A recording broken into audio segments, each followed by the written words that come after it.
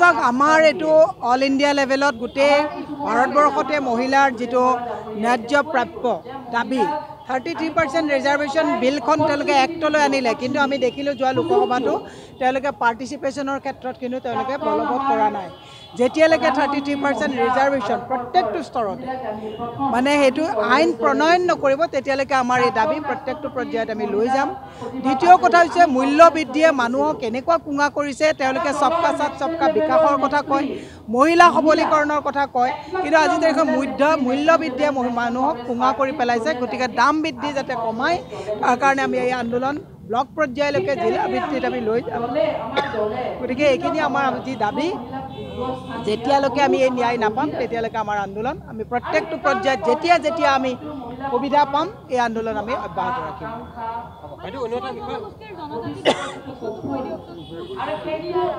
চাওক, 6 জনগোষ্ঠী জনজাতিকৰণৰ যিটো বিষয়, এইখন চৰকাৰে প্ৰত্যেকটো বিষয় যেতিয়া ঠেকাত পৰে কৰিম বুলি কয় আৰু ঠেকাত পাৰ হ'লে তেওঁলোকে অংগুষ্ঠ দেখুৱায়।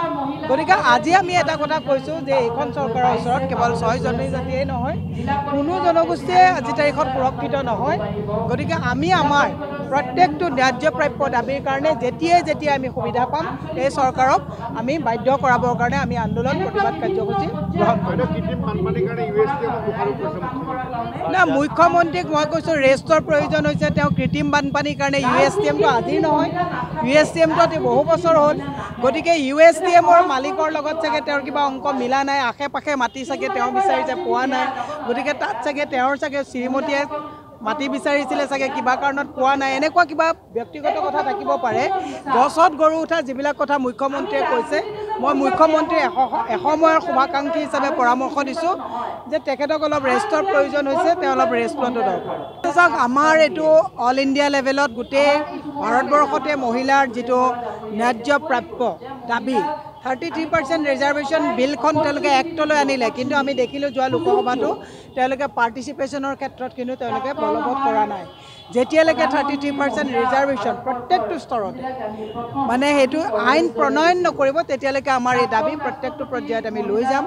দ্বিতীয় কথা হৈছে মূল্য বৃদ্ধিয়ে মানুহক কেনেকুৱা কুঙা কৰিছে। তেওঁলোকে সবকা সাথ সবকা বিকাশৰ কথা কয়, মহিলা সবলীকৰণৰ কথা কয়, কিন্তু আজি তাৰিখত মূল্য বৃদ্ধিয়ে মানুহক কুঙা কৰি পেলাইছে। গতিকে দাম বৃদ্ধি যাতে কমায়, তাৰ কাৰণে আমি এই আন্দোলন ব্লক পৰ্যায়লৈকে জিলা ভিত্তিত আমি লৈ যাম। গতিকে এইখিনি আমাৰ যি দাবী, যেতিয়ালৈকে আমি এই ন্যায় নাপাম তেতিয়ালৈকে আমাৰ আন্দোলন আমি প্ৰত্যেকটো পৰ্যায়ত যেতিয়া আমি সুবিধা পাম এই আন্দোলন আমি অব্যাহত ৰাখিম।